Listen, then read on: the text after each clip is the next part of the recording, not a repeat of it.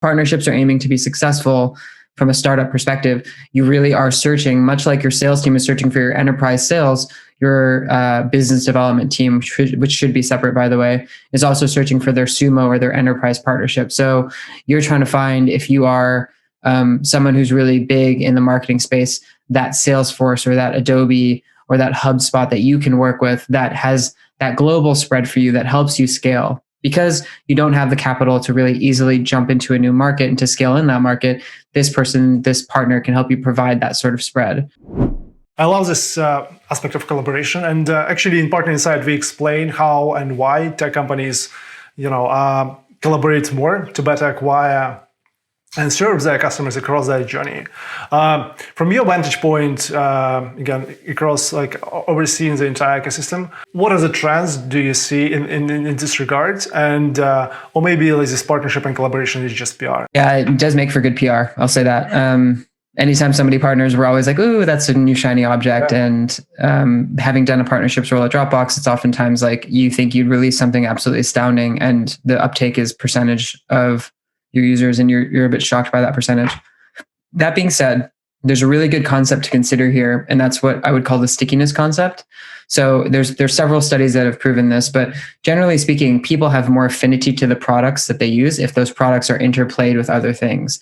And that can be in an integration perspective. That can even just be in a deal perspective. The good example that I use is that I'm a Revolut banking user as part of my consumer banking, and Revolut's deals that they offer on the flip side had one time an Uber Eats deal that I really liked. That was value enough for me to continue wanting to use Revolut because I thought there might be better deals coming through and I could take advantage of those discounts and use them to my own benefit. When you expand outside of the market of just simple banking and you look into deep software engagements and partnerships, I think that stickiness becomes even more important because that's retention. That's now a recurring revenue that you can rely on a bit more. And I know that the numbers that have come out there are all varied depending on the software, but generally speaking, retention is better when people get a chance to collaborate across different integrations. That's why you see a lot of people doing these integrations. The idea is that if your users see value in tying their apps to another application, the stickiness of their application becomes much better. The retention becomes much better. It's for various reasons. I think you're entrenching workflows, making it more complicated and therefore harder to pull out. You're showing value in speeding up tasks so that the screen switch that causes a bit of a break of focus is lessened. Generally, people find those integrations kind of interesting and cool that they can tie one thing to another and it works all seamlessly and it saves them that little bit of extra mind space and time. But the really big credence to look at is even simply we all like having iPhones or Android phones, but you don't just get away with one ecosystem anymore. On a Google phone, even though they have Google Music and so on, you still have Spotify. They've made it a point of making sure that their Google Home speaker works at Spotify and is partnered. Apple works really closely with Google for default search and so on Safari.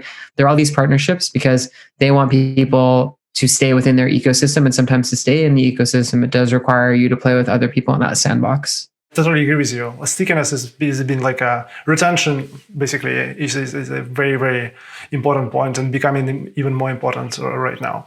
So, partnerships are often essential for companies to scale, but they are very difficult to do, right? And you, from your experience, in Dropbox and your experience, right now, what do you see the typical mistakes that maybe startups do in this kind of partnership path? Yeah, I'm going to draw attention to a book that I read actually recently. It's by Bernie Brenner, who it's called The Sumo Advantage, and it was a book he wrote based on the BD initiatives that he ran at TrueCar, which is a car buying service in the US. And the benefit of the idea here is that a lot of the startups that I've seen do their best to partner as much as they can, and oftentimes look at that a long tail partnership and just try to make whatever relationships they can. But that the startup to startup partnership, the small to small, whilst has your flexibility that engineering really likes, has a really close tie of two particular facets of business, can show really, really great speed, isn't necessarily going to be the most commercially successful. You can put a lot of cycles into it, but ultimately the TAM of those two small companies working together is just not going to equate to one of those small companies working with a Sumo, in my opinion, a much larger company. Mm-hmm. And that means that if partnerships are aiming to be successful, from a startup perspective, you really are searching, much like your sales team is searching for your enterprise sales, your business development team, which should be separate, by the way, is also searching for their Sumo or their enterprise partnership. So you're trying to find, if you are someone who's really big in the marketing space, that Salesforce or that Adobe or that HubSpot that you can work with that has that global spread for you that helps you scale. Because you don't have the capital to really easily jump into a new market and to scale in that market, this partner can help you provide that sort of spread. The most classic model of that is the channel selling model. It's not as value oriented. It's much more on like deployment orientation and training other people to sell your product. In this argument, the one that I'm making, it's much more of an integration and a cohesive partnership. So there is a tie of products that is a little bit more specific, and one team is not just purely commission based. So it behooves the teams like a Google sales team to sell my product alongside their ad sale, because my product adds value to their ad sale. They still get to close their deal, but their customer feels like they've actually bought, an actual CMS or item or something that they're going to use for that ad sale versus just impressions. This is like a really, really interesting kind of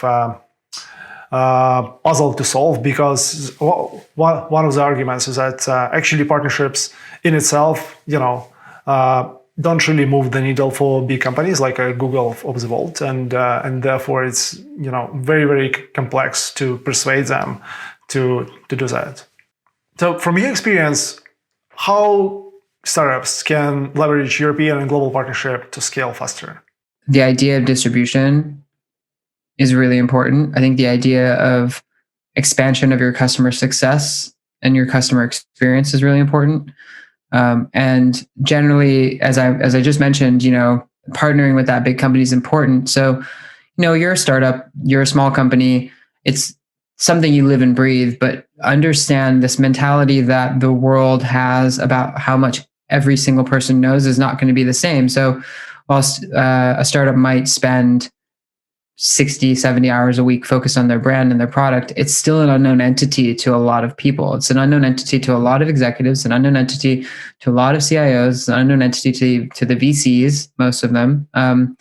So partnerships are not going to solve that. It's not going to necessarily completely create your unknown entity solve. So just because you're based in the US and you partner with a big, German telecom brand, doesn't mean that everybody's going to suddenly understand the brand that you have and what you're offering. It'll take a real proper partnership and expansion in markets that is going to help that. And that means that the value add is going to need to be really, really strong. A great example I like using from my Revolut experience before is just even like Beer 52 and them doing a really good job of trying to spread themselves globally by distributing through these different partnerships. So suddenly, rather than just one mechanism of me hearing about this, I'm hearing from 3 to 4. The idea in general is if you're going to partner to scale, know that your partnership has to be one that can help to amplify a lot of what you're doing. If you fall into an app store and you're just buried into the page, it's not going to help very much, and you're going to put in a lot of cycles and value into something that might not turn. But if you're doing a really, really in-depth partnership, make sure there's things like revenue attribution that you're tying to it. There's spiffs and there's commission. There's sometimes even quota retirement. Look at all these opportunities that make a monetary difference to the people who are going to be looking at your partnership. So find that Google sales rep again, and I'm making an ad spend of £750,000 on this particular big deal. And I know that your deal, in addition to that, is another £50,000.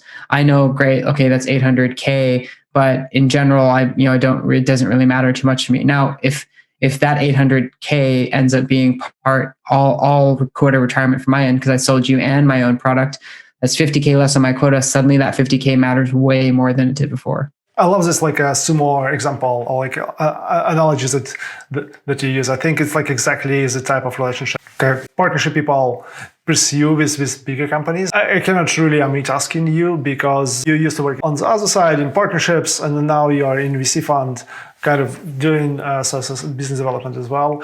How the skills is transferable? It's not a completely obvious thing at first. So it took me a little bit of time to understand what facets of my role would be successful in the new role that I took. And a lot of what it is up-leveling the type of partnership that you're trying to do. I was a very, very tactical partnerships manager. I was heading up all of the European focus of our distribution partnerships for a moment. And so I was getting a lot done, but I was being very tactical and getting individual things done. Now in the role, a lot of what I need to do is take that next level conversation, the one that maybe my VP would have been having with the counterpart at a company that I partnered with, to have a much more strategic conversation. What are the goals? What are the strategies that you need? How can I find you the right products and the right solutions that we know about in the market that can help you be successful? What are the things that are going to make this particular person more successful in their role so they can maintain their sort of general success as the company goes? And also, what are the outlets? What are the opportunities for those people? So if we see somebody who's really, really powerful and really, really happy at a major food brand or something, how do we help them understand how they can get on the board of the various other technologies that they're interested in? Because those are the things that once you're in that sort of C-level position, people really like to switch to. And I mean, even looking at Amazon with Jeff Bezos jumping down, and I think his name is Andrew or Andy, who's taking over for him. That is a person who was in that kind of role. So how do you use a person who used to head up AWS, now running all of Amazon? How do you take that formula and put it into other places and have my sort of role allow them to show a bit more of bits of success? No one's going to ever build the whole car for you. So I can't tell you that a VC fund is going to help you, get every single piece and function and all the interiors and exteriors done. But, every little bit helps. And this is just a little bit of that. Thank you so much, and it's been a fantastic interview. If people want to connect with you, what would be the best way to do that? LinkedIn is definitely the best way to hit me up. I'm happy to chat with anybody. I'm not as responsive on it as I used to be, unfortunately, because it's so much of a new job that's taking over. But that's probably the best way to say hello. Looking forward to stay in touch and following your success. Thank you so much.